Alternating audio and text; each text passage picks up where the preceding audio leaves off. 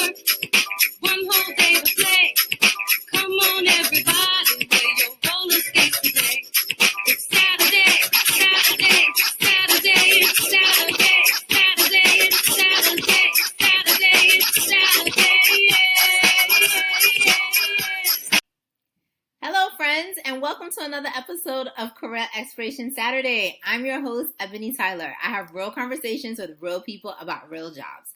So this week, my guest is Terrence Harvey, the other half of Lockdown Kitchen. We had a great conversation. I love talking to Terrence, and listen, his food is delicious. So Terrence grew up in California. He went to school in Vermont, and he did an internship in Colorado. Now listen, this Colorado experience, Terrence handled it perfectly, okay? The mama in me would have been writing all the emails, would have probably got on a plane because somebody's got some explaining to do. But the vocational counselor in me, so proud of him because that's what self-advocacy looks like in young people, and Terrence handled business. And now Terrence is in Brooklyn and we can get his good food. All right, let's jump right into my conversation with Terrence Harvey.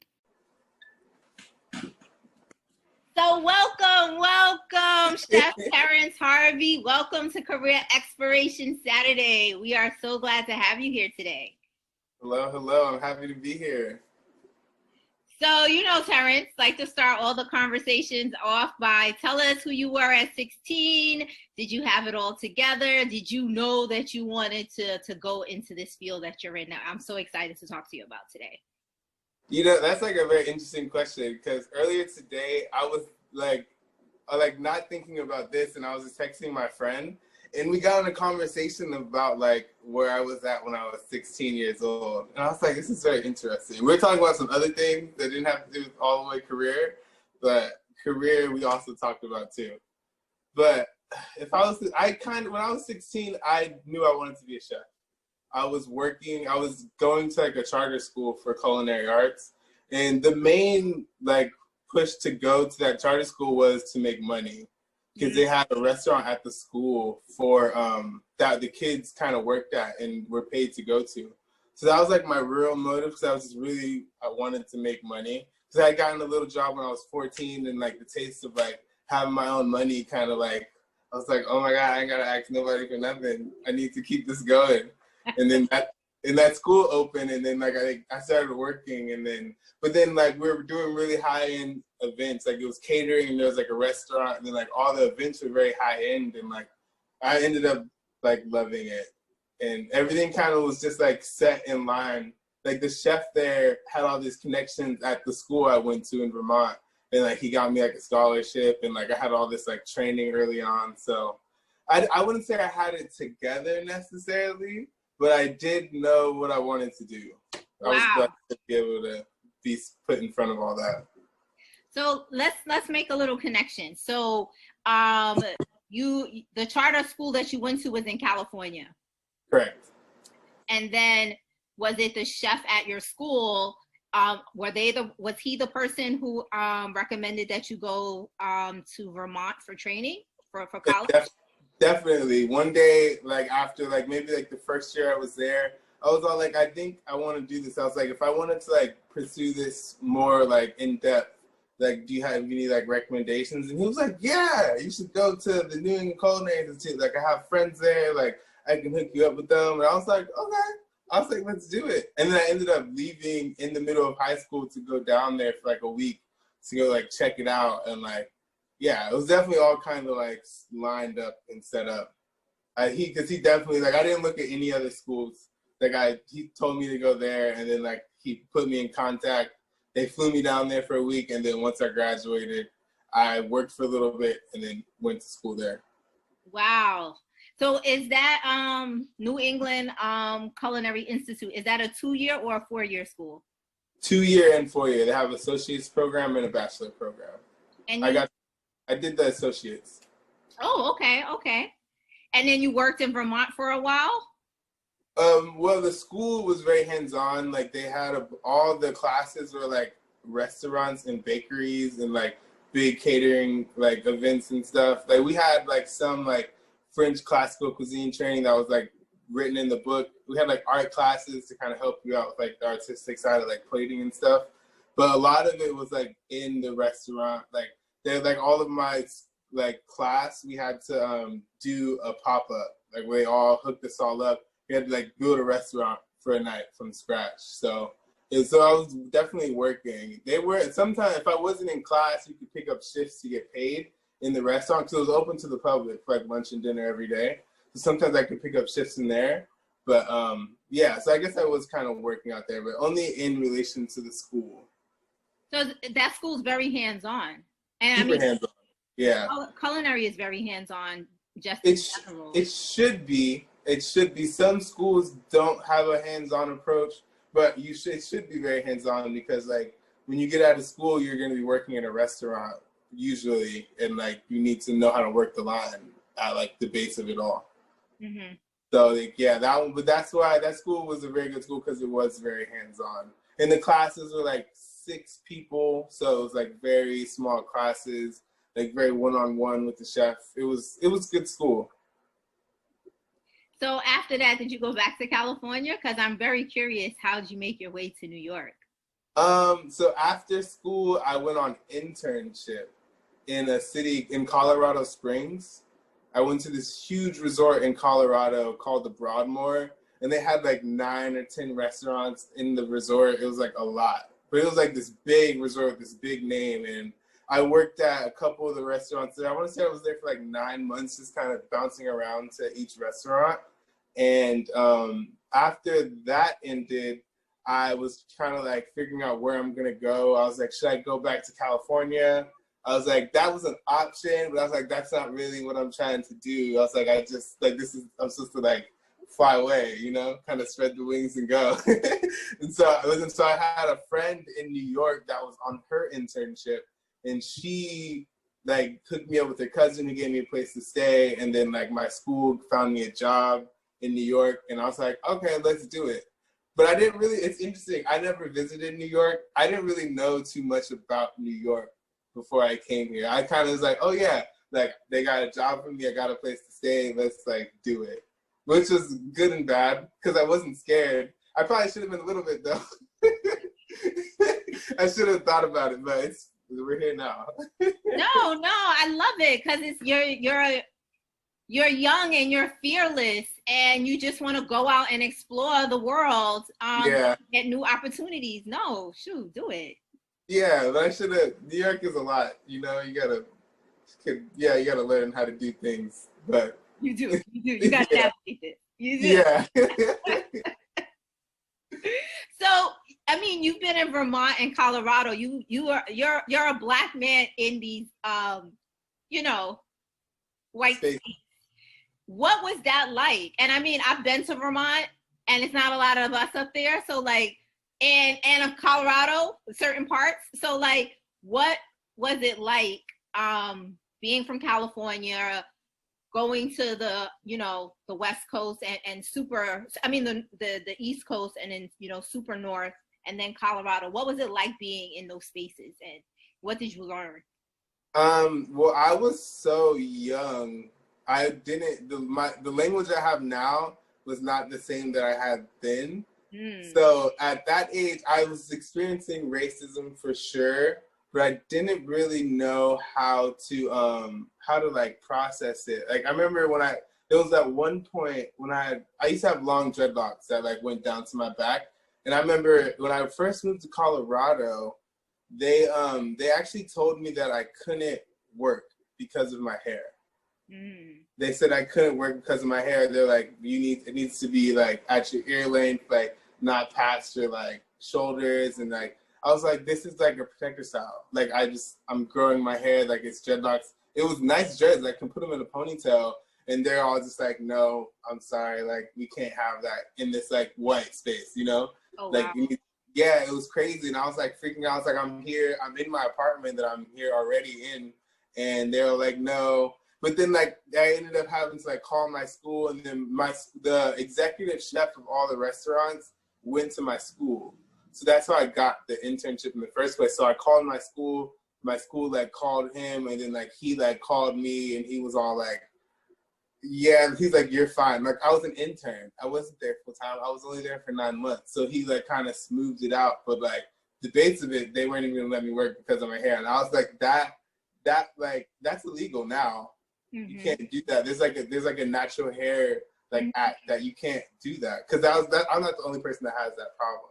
Right. And like, so it was like, that was a crazy thing. But that was just like at the like HR front of it, because it was this big thing. I remember like being in the actual kitchen spaces was just like I felt like I did have to work a little bit harder than like my white counterparts, just because of like they did have a leg up just because of like systemic oppression and racism, and then like all the people that were in leadership there were already white, and like they were like not the cool white. They were like the white that is like kind of ignorant and like doesn't recognize their privilege. And so I didn't even like advance at all actually when I was in there, even though I was just as good as whoever was next to me. I didn't really advance, but I didn't really have the language to really understand or like fight that. I was just like at that stage in like the world, that was just like what it is. Like I'm just gonna be this black kid, always gonna be 10 steps back. And I have to just keep going and just being sad and in the back. You know what I mean? Yeah. I'm sorry that happened to you, but I am glad that you picked up the phone and called your school. Yeah. And that they Like, handled it for you. Yeah, because because in Vermont they're cool, and like it was just ridiculous. I was probably like 19, and like all I had was these dreads, and I was just like on internship, just trying to learn. And like they're gonna tell me that my hair. No, and I never experienced that. Also, like someone telling me like just because of my hair I can't do something. It was just like so strange. Yeah. So strange. And I didn't have the language. I really didn't have the language to understand what was going on. Like now, I would flip the table. It would have been crazy. I would have turned up. Like I'd been like, "What do you mean?" I was like, "Don't do this," because I will have the NAACP, everybody up in this place. You don't want to do this. Don't want to do it. All right. Let's get happy. Okay, so tell me, what's the difference between a sous chef, a cook, a line cook? What's the difference? Tell us. And what are the entry points into these positions? It's basically just like levels of experience and levels of management. So like an executive chef is like the top. He like does the hiring, the firing, the menu development, like all like kind of works with HR. Like if the restaurant is big enough, he's the one doing all the PR and like media like appearances and stuff like that. And like he's really not in the kitchen too much because he has so much going on. It's kind of like keeping up the aura of the restaurant, working with the front of house, like pairing drinks with food. And the sous chef usually is like the assistant manager, but more so in the kitchen. Like in a lot of these restaurants, you would think the sous chef is the executive chef because he's the one in the kitchen doing all the ordering, dealing with all the personalities of like the other staff, and like just reporting back to the executive chef. Like the executive chef comes in like in the middle of dinner service and just makes sure that everything is going smoothly. Then it goes back up to his office and kind of like works on menus, talking with clients and stuff like that, like trying to like look at seed catalogs to see what type of seasonal produce to bring in. And then after the sous chef, they usually have like a lead line cook. And that's kind of like his next step should be a sous chef position. And like he's kind of like main guy on the line, kind of like making sure everything goes smoothly, while the sous chef is like expediting or kind of like maybe running up and down the stairs. And that's like the lead line cook is like pretty solid, probably should be a sous chef, but there's like not a position open, you know? And then the line cook can vary from like someone very skilled to that like could be a sous chef, or to like an intern that just got the job after their internship, and it's just kind of like learning, like maybe not that good on the line or maybe pretty good on the line, like doing prep, kind of like figuring out and kind of like learning, trying to get up top to like where he's like the executive chef, right? Maybe even lead line cook, you know? So where are you at in your journey? Right now, I would say me and Lucy for Lockdown Kitchen, we kind of share the head chef position. So like we're kind of like, we're kind of share the head chef spot a lot. So like she'll be exporting, I'll be exporting, but we both collaborate on the menus a lot. We do the styling. We're both on the emails, kind of like communicating with like purveyors and stuff like that.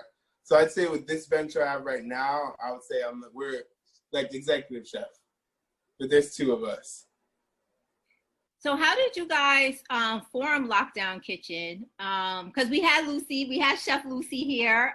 She was our first guest. And actually, folks, I met Chef Terrence at one of their events. I'm a big fan of Lockdown Kitchen. I'm a big fan of y'all food. So what was like the inspiration behind it? And then like, how do you guys come up with the menus? And how do you know where you're gonna pop up? Well, the inspiration, Lockdown Kitchen started because we didn't have no job and we needed to figure something out. And Lucy was doing pop-ups in Flatbush already. Like she did like a sister's brunch that I helped out with, and she was doing other pop-ups before that. And then she called me up one day in the middle of like the quarantine. And she was like, hey, like, I'm gonna do a pop-up. Do you wanna kind of like come on and help? And I was like, yeah, that sounds good. And then I was like, we can just kind of like collaborate on the whole thing and split the cost and kind of just like make it a thing. And she was like, yeah, that sounds really cool. And then it was in the middle of the lockdown. So we were like, what can we call this? We were like, lockdown. We didn't actually call it Lockdown Kitchen. We just called it like, we didn't even have a name for the brand. It was more so, let's do a lockdown lunch because we're on lockdown. So let's like give people lunch while they're on lockdown. And we're like, okay, and we kind of ran with it. And it was good actually. Like it was like we got pretty busy. It was like a success. And then we're like, okay, we're like, and immediately like we're like, I think we both have like entrepreneurial spirits and like have a drive to do our own thing, and we don't like working for people.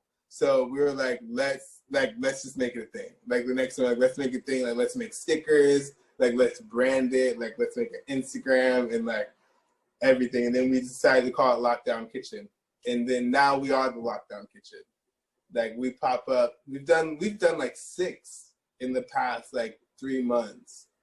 And yeah, when you said how do we figure out where we're gonna pop up at? Mm-hmm. It's mostly friends. We kind of like we have connections, and like we have friends that own bars, and we have other chef friends that do pop-ups, and they're like, hey, they're looking for people to do a pop-up here. It's mostly through like connections and friendships where we pop up at, because you don't want to just pop up anywhere, because sometimes people be like taking your tips and stuff like that. Then yeah. And the menus are very seasonal, and I love food so much, and like my brain never stops going. Like it's quite crazy. Like I'm constantly thinking about food all the time, especially when I go into menu development mode. Like if I go to sleep writing a menu, I'll dream about it and then wake up and put those things down on the menu. It happens a lot. It happened like a couple days ago. It happens every time. It's so strange. I was like, I'm crazy. I'm literally dreaming about these things. Like I'll think of something and I can't remember the name, and I'll go to sleep and the name will come up in my dream. Like dead ass. It's crazy. And so it's like passionate about your work. I love it.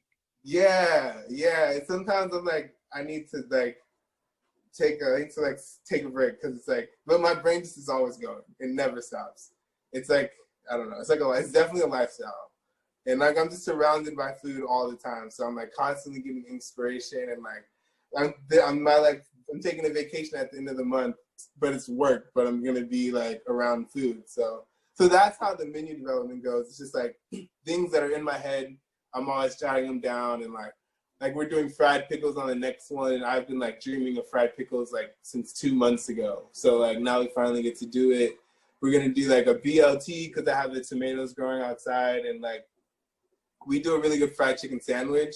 So we're doing a twist. We're doing Nashville hot chicken on this next one, which is something like I've been really wanting to like get into, because it's a very like kind of complex dish when it comes to like making the sauce.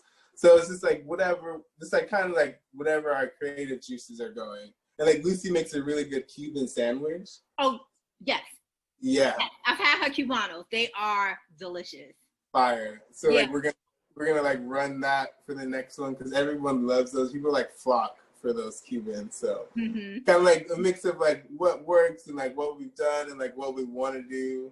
And like, you know, it's kind of a mix of all that. So you've also mentioned that you worked in catering and restaurants. Can you talk to us a little bit about the cooking classes that you taught? Yeah. So I used to work after my first restaurant that I worked at. I kind of like the restaurant industry was kind of beating me up, and I was kind of like I kind of wanted to get out of the food industry a bit, and so I like this like energy. I put energy into like wanting to stop working in restaurants, and like energy as in like thinking about it a lot and kind of like that's like Googling other options and like putting out resumes and stuff, and then these three women were opening up a cooking school in, I want to say Prospect Heights, it's a place called Cook Space Brooklyn, and it's just like a culinary school for the home cook. And I sent my resume to them, and I didn't get the position that I wanted, but they're like, we have another position available that's like sous chef basically, but it was a startup company. There was only 3 people there, so like there's no like one position is like 12 positions. So like I ended up like we had like off-site clients that like William and Morris Endeavors. Have you heard of them? No, I haven't. They're like an agency. They do all these like they have all these big name clients. Like Colin Kaepernick is one of their clients. And like I think that yes. Yeah. We put a restaurant inside of their office, but we also were building a culinary school. And so like I was running their off-site restaurant, and then I was also like developing these classes with the culinary director. Her name is Chef Nini. She's like a star now. She's like on Top Chef. But when we were starting there, I was like helping her develop the classes, and then like when I was ended up teaching the classes, and just like we did these catering events. But I really got into teaching when I was working there because we were teaching cooking classes, and I was like, this is a passion of mine. I think I like this. I like teaching people about cooking, like the basis of it, and like it was mainly for like home cooks, like a lawyer mom that wanted to like cook better. And so like that's why I really got into cooking. And then after I left there, I went to another startup, but I was teaching cooking classes on the side a lot. It's like kind of like in the part-time job, just kept teaching cooking classes. And then I would do private cooking classes in the home too. But I actually taught my first cooking class in high school to a bunch of moms. That was my first cooking class. But then little did I know I would end up opening up a culinary school later on. And then I still teach cooking classes. The school I was working with, they shut down, but I was teaching some Zoom cooking classes until I stopped because that's an interesting concept. Zoom cooking classes? Yeah, it can get a little tricky. But I'm looking forward to when the world comes back to start cooking classes again. Yeah, that sounds really cool. And then you've also worked as a private chef? Yes. I was working as a private chef. I want to say 2018 to like still kind of now. I still do it a little bit, but it was mostly I would do like dinner parties in people's houses, and like mostly I would go into people's house and like meal prep out for them for like the week, and then kind of like then come back the next week and kind of do that again. And then I would just do like their private dinner parties and stuff like that. Never any in-home living private chef jobs, but more so meal prep for people. Is that a lucrative business, meal prep? Yeah, it pays a lot. It pays really well because you're working with a very upper class people, and so it pays really well. Like I don't know if I could say prices on here. Is that okay? Yeah. Look. We need to know, okay? We need to know about this investment, because working as a chef, like you have a tangible skill. Yeah. And you have it just in this conversation alone, you have done so many different things. Yeah. I mean, you started Lockdown Kitchen because you and Lucy didn't have a job because the Rona and everything shut down. So yes, tell us how much a private chef can make going into someone's house, preparing some meals. Yeah, we want to know. So like I was getting paid $350 just to come in and prep out maybe about 4 hours. I was getting paid $350 just for the day, but that include you have to go shopping and then you also have to clean up and all that, and you get $350 just for the day. It ends up being like 5 hours of work, but yeah, and that you don't. They pay for groceries. Like you don't pay for groceries. They just pay for your time. Then they pay for groceries. You like keep your receipts. So yeah, it can pay $350. It can get higher though. It can go way higher. I stopped pursuing it though because I felt like the help a little bit. It like was kind of like chipping at my like ego just a bit. And I was like, I felt like the help because I was in there with the maid and these people, they're not very nice. Like these upper class, wealthy white people, they're like not very nice. They kind of don't see you as people. They kind of just see you as this like staff, and like they don't really treat you very well. But they do have a lot of money. They do have a lot of money. Okay. So, and I pick up clients here and there, but nothing too crazy. Like I do a private dinner in someone's house that you get like $1,000 for the day, just like a private dinner in someone's house, and like that's good money. And so I'll do that. But when you get into the private chef or the meal prepping, you have a client that you have to stick with for like maybe like a 6-month contract, and like that's a commitment, you know. Especially if it's not bringing you joy. Like I'm getting to a place where I like really want to do things that bring me joy in work, which is speaking from a place of privilege. But it hasn't always been like that. Like I've worked a lot of jobs that I didn't like, but like now I don't really want to do something that's gonna make me sad, especially if I don't need to. No. I think that we deserve to have joy in our work. We do, and I don't think it's a place of privilege. I think you're onto something, that we do need to find work that's joyful, and that we don't have to stick with things that don't make us feel good. Right? We don't have to.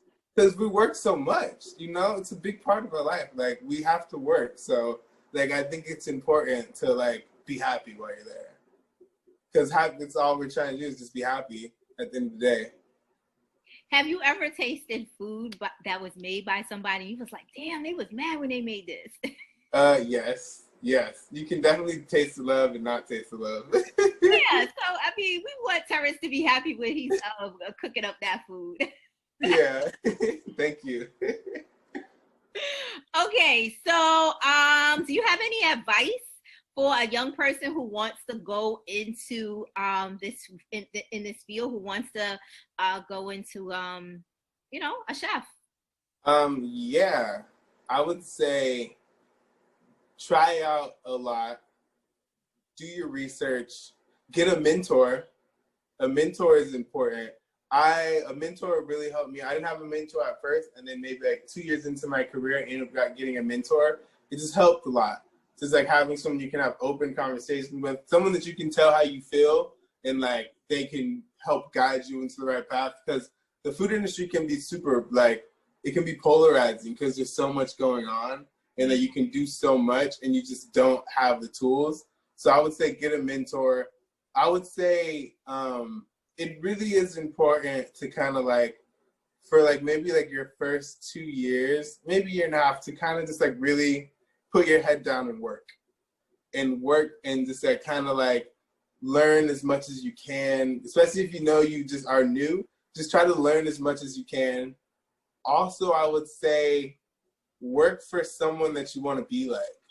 Mm-hmm. That's really important. Like work for, like, if you want to be like Gordon Ramsay, go work for someone like Gordon Ramsay. Like work for someone that has all these accolades, and like, so they have a recipe of how they're doing it. Like those are the people to learn from, because it's definitely a way. Like no one gets to a huge level of success by luck. It's not luck. It's hard work and like work ethic, and like get with somebody that's done it, and then like ask them how they did it. That's what I would say, because that's definitely like, I've definitely learned a lot from the people that I want to be like. Like working under them, they've taught me a lot, and they also will give you their connections. They'll put you in contact with people you want to be in contact, especially if you're reliable. Also, be reliable, because at the end of the day, it's about showing up. Like I've had some people that I like wanted to work with me, and like they had all these like education and like all this stuff, and then they wouldn't even show up. I'm just like, okay. So I'd rather have the dude that is just like, doesn't have much experience, but he's here on time, ready to work. Like, he's reliable. Like, it just be reliable. That's very important. That's like the most important, is being reliable. Because if I can depend on you, that's like kind of, I can fill in the rest of the blanks. You know what I mean? Yeah. That's great advice. All right, Yeah. so how can we support you, Chef Terrence? How can we get some of your good food? How can we support? Come to our pop-ups. You can follow the pop-up series on Lockdown Kitchen BK. Our next one is next week, next Monday and Tuesday, the 14th and the 15th. And come there. It's going to be really nice. We're going to have like 3 really nice sandwiches, a bunch of sides, and we're going to have a nice cake too. So I would come there. You can follow me on Instagram, Terrence J. Harvey, TERENCE JHARVEY.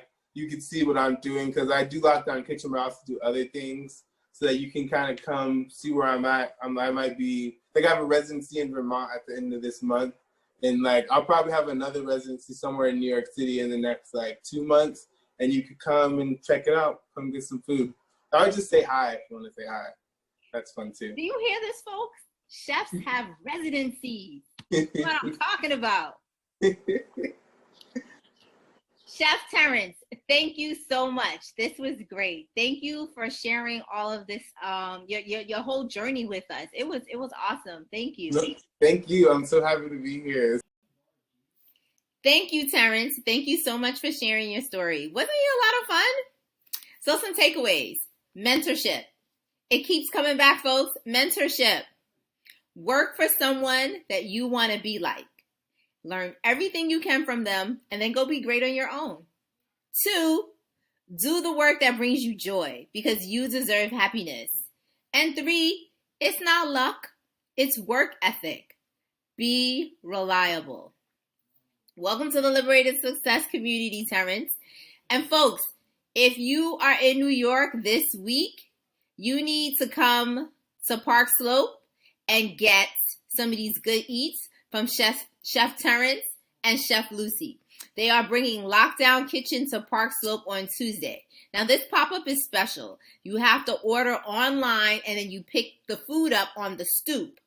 So make sure you check the links in the bio, because I'm tagging Lockdown Kitchen and Terrence in this video. So follow the links, get the food. I'm placing my order because they are having oxtail over grits. I don't even like grits, but oxtail over grits, I'm there. All right, so quick updates. I'm looking forward to seeing everyone who registered for the civil service webinar. Listen, y'all really came through, because we only got a few more seats left, and I am so excited for this 2-part series. And then next month, we have 2 more webinars for the month of November, and it's going to be on financing your higher education and college essays. So the links for those registrations are in my bio. All right. So listen, all of the Liberated Success programming is supported by donations from our community. So if you like the work, show us some love with a donation. We've got to keep the Zoom on. And you can find the links in the bio and on Facebook. It's the first comment on Facebook. So look, you know what we do. We save ourselves. We wear our masks. We wash our hands. We physically distance. All Black Lives Matter. And we gonna vote. What we out? 3 weeks out? 3? Woo!